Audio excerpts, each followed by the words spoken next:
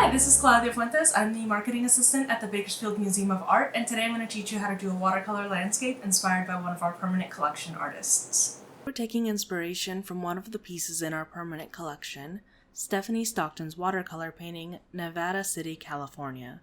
Painted in 1968 and measuring 15 inches tall and 22 inches wide, this piece is an example of American regionalism.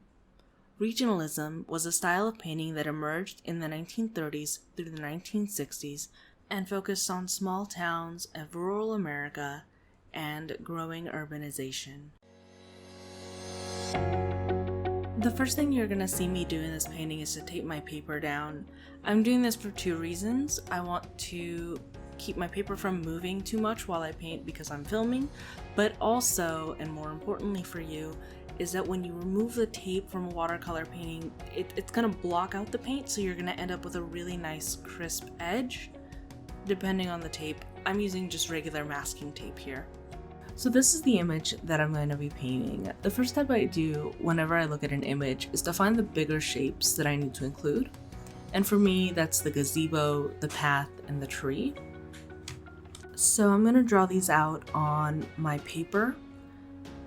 Whatever I'm going to draw, I'm going to paint over, it's going to stay there. Draw lightly.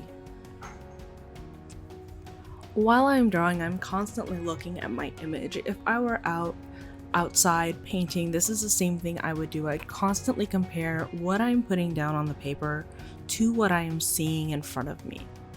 And it doesn't have to be exact. I'm just searching for something that's similar.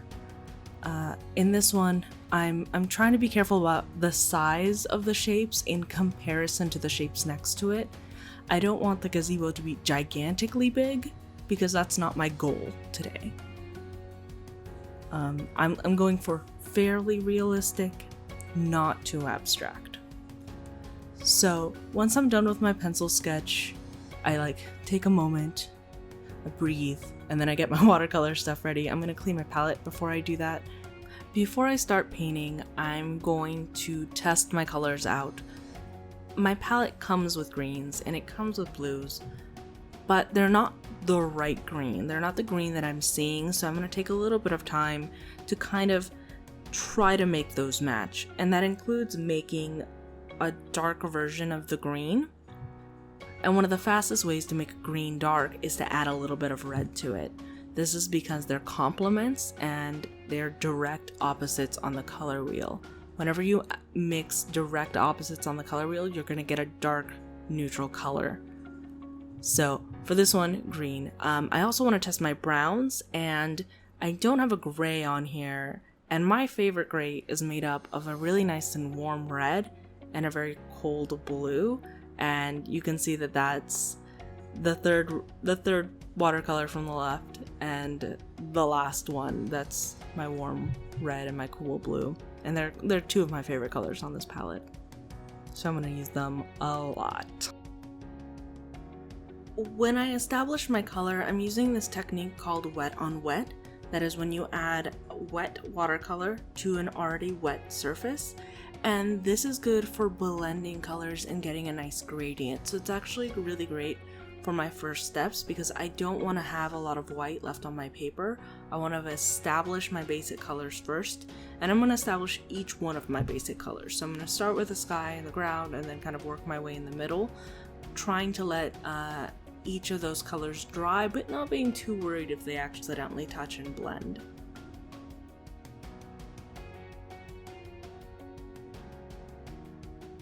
Before I forget to mention it, I made my clouds. There aren't a lot in this painting. They're very, very light.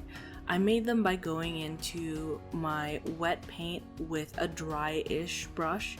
I have a paper towel in my hand to dry my brush while between my steps when I do this. And if you make a mistake in watercolor, you can try to erase it by getting that part wet immediately and then soaking up the color with a paper towel. It's not always going to work, and sometimes the colors will remain, but that is an attempt that you can make and see if it works. From this point on, the method of working that I'm going to follow is to work from big general colors to smaller details, and I'm going to be very careful about letting some sections dry before going back to them. If you paint two sections and they're both wet and they're very different colors and the water touches, those are gonna blend, and the color from one section is gonna go to the other, and it can be very, very frustrating if that wasn't what you intended. So my advice to you is work on one section, let that dry, and move on to something else while you wait. Alternatively, you can get a blow dryer or hair dryer and dry your painting.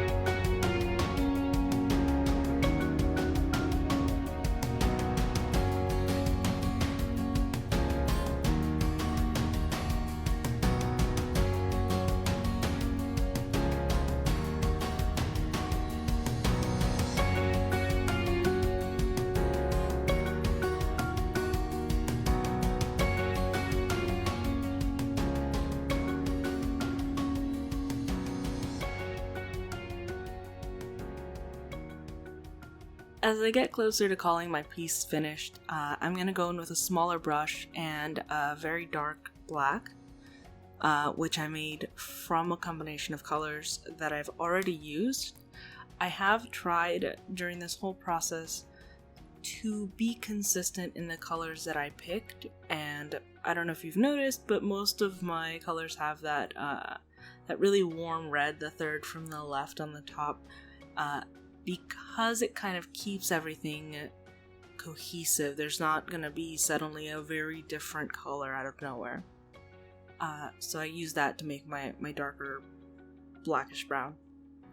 With my brush, I'm going to make all of the outlines and dark lines that I definitely think that I need, like the telephone pole, maybe some outline of the gazebo, because I didn't differentiate that as much when I was painting earlier. And with those final details, I'm going to call my painting done.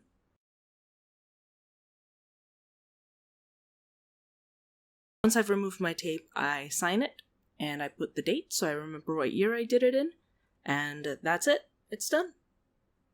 Alright, so once you've done your piece, it's going to end up a little bit wibbly. That's because of all the water that we put on there. Don't worry about that. If you frame it, it's going to lay flat.